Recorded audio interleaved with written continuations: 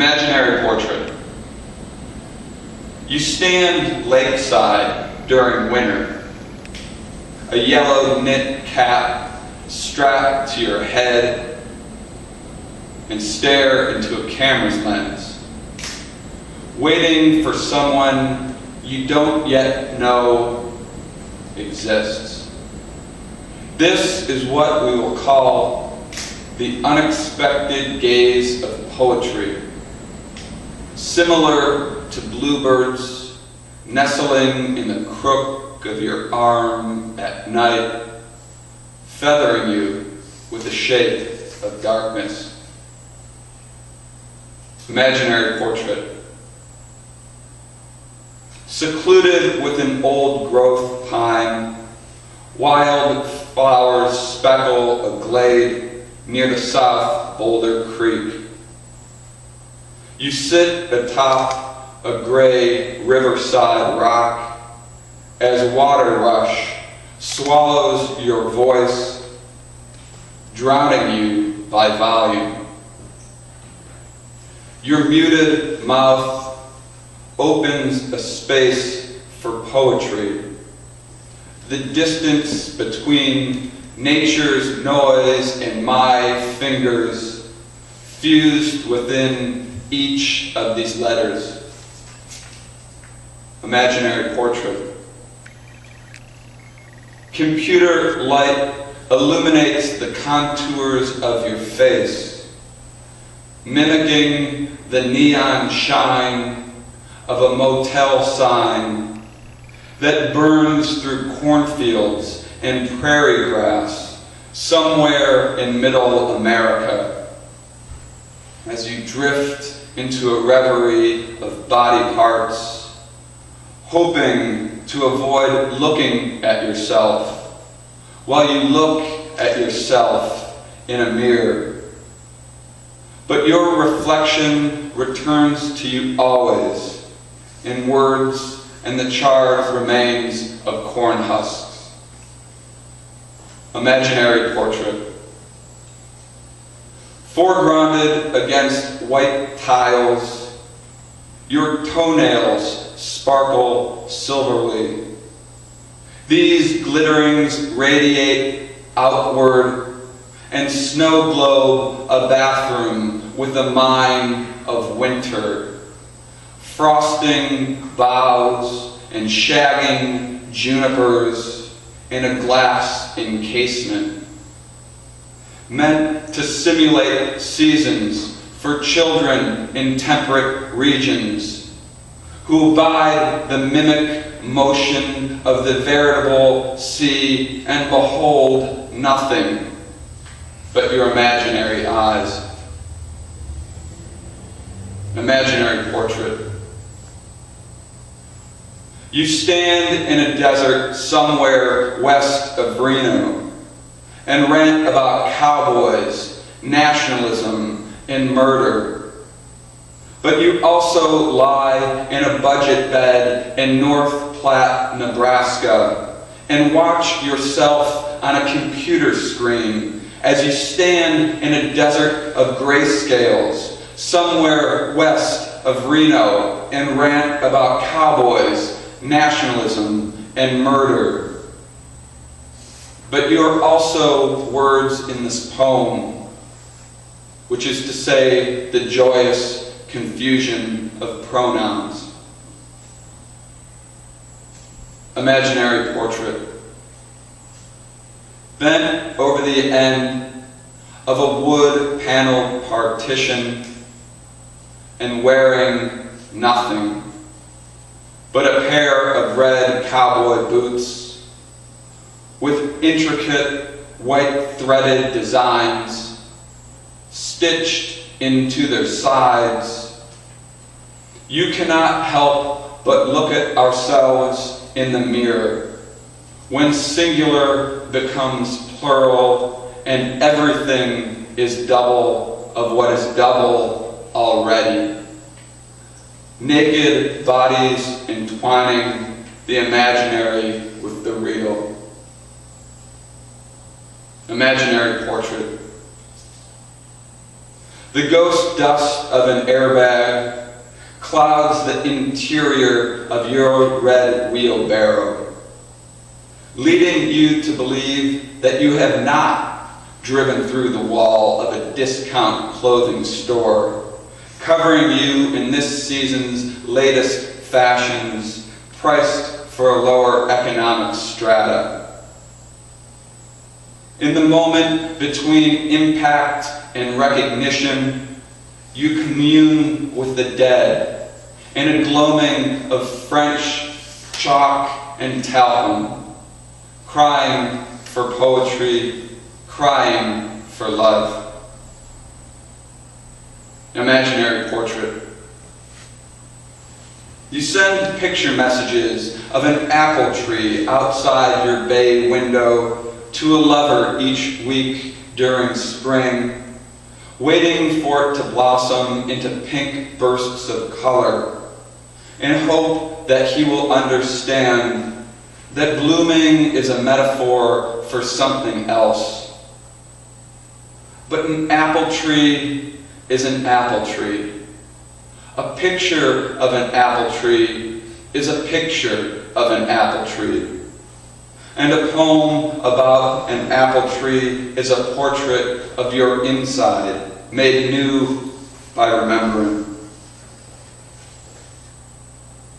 Imaginary portrait.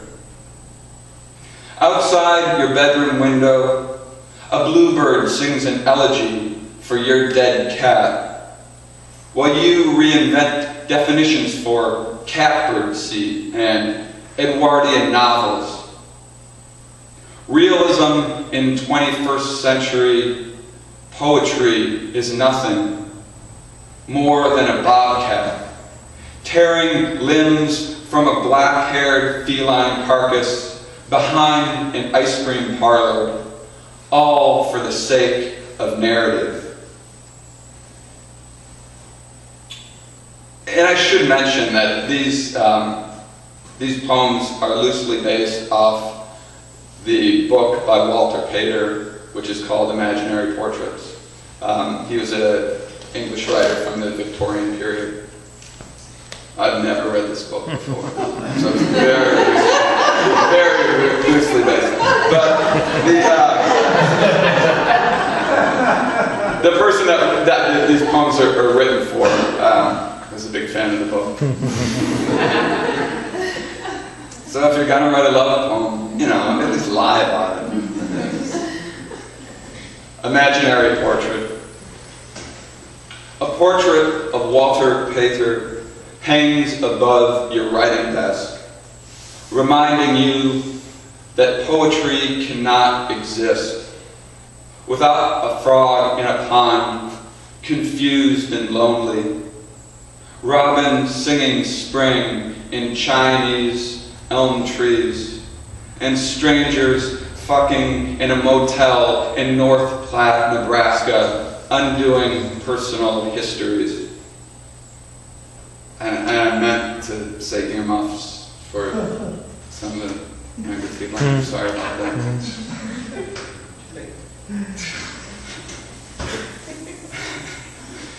Imaginary portrait. A warbled intonation emanates from desktop speakers, collapsing the distance between bodies. Your voices shift red to you, you to red shift back again, coloring pronouns with late spring birdsong in the space of fractured narratives, composed of white noise and what it means to be complicated, reddish, and alive. Imaginary portrait.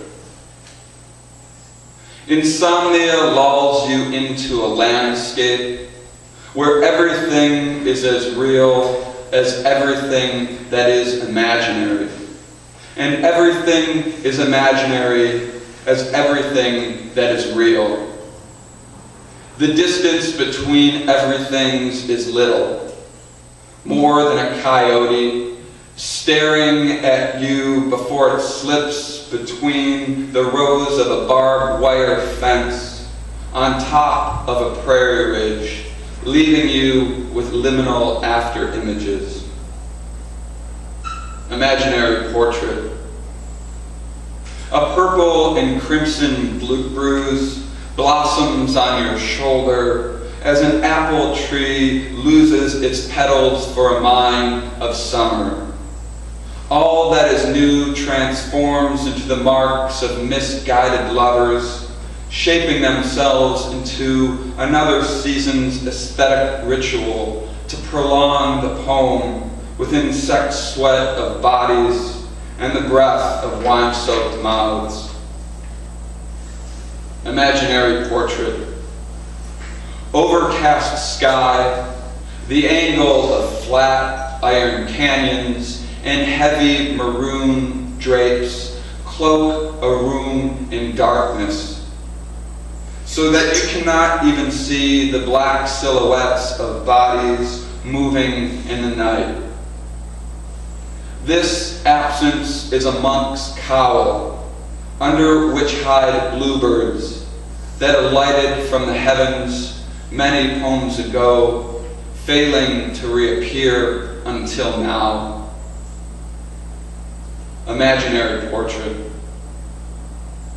You paint a vase of roses 100 times over, each one a representation of the previous painting.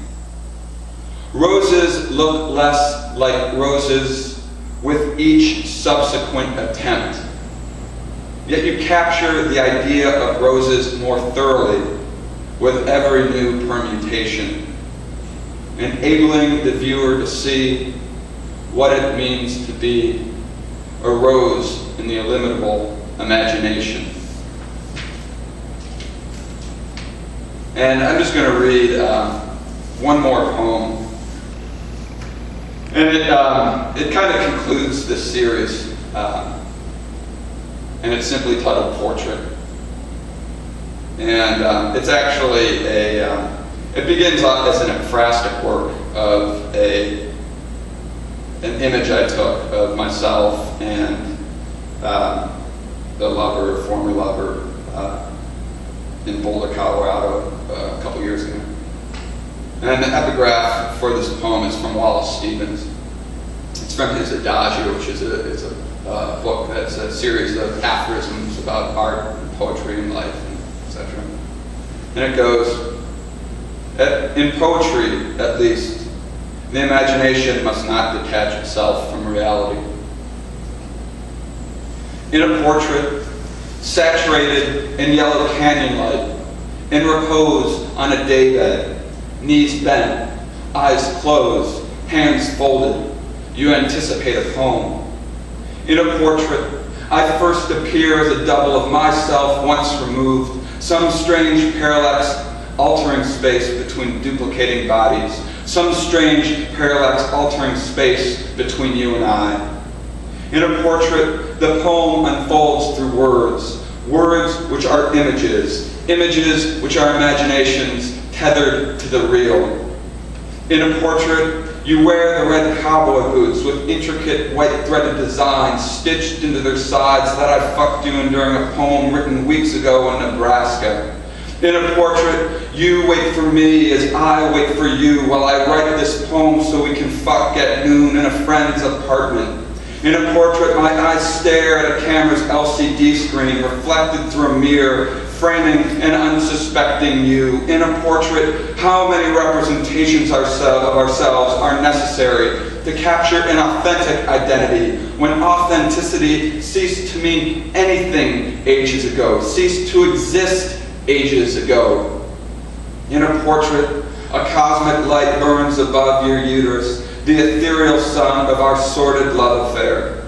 In a portrait, we converge because of your misbegotten notion of the word open. In a portrait, no one can tell that sometimes you fuck like a man, which means motion, speed, position, and intensity, to say nothing of musculature and ejaculate. In a portrait, one cannot tell that your body is covered in unspoken bruises. In a portrait, wrought iron tendrils encase your meditative moment. In a portrait, I cannot access your thoughts. In a portrait, I cannot access my thoughts. In a portrait, neither one of us are singing. In a portrait, there are short, declarative sentences, which is meta-commentary. In a portrait, there is an aphra, which is meta-commentary. In a portrait of a portrait, you paint me with a monk's cowl. In a portrait of a portrait of a portrait, I paint myself with the monk's cowl you painted me with once before. In a portrait, we cannot see the bluebirds hiding underneath these cowls. In a portrait, we will not detach ourselves from reality, nor imagination. So our images will remain in a double space of words mirroring images in a mirror filtered through a camera's lens.